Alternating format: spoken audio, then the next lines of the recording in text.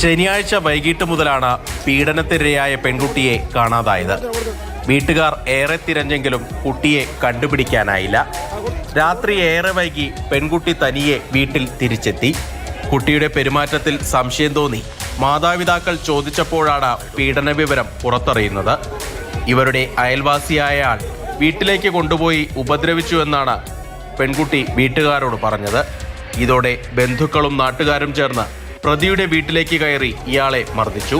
തുടർന്ന് വീടിന് തീയിട്ടു.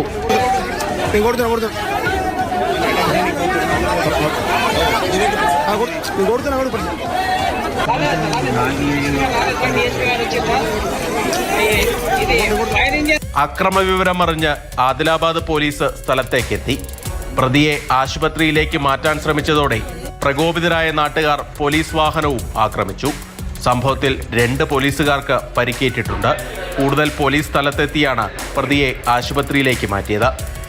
ഇയാൾക്കെതിരെ പോക്സോ വകുപ്പ് ഉൾപ്പെടെ ചുമത്തി കേസെടുത്തിട്ടുണ്ട്.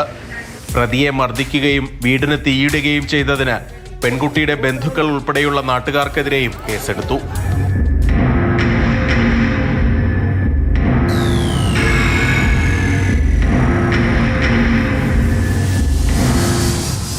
മാതൃഭൂമി ന്യൂസ്, ഹൈദരാബാദ്.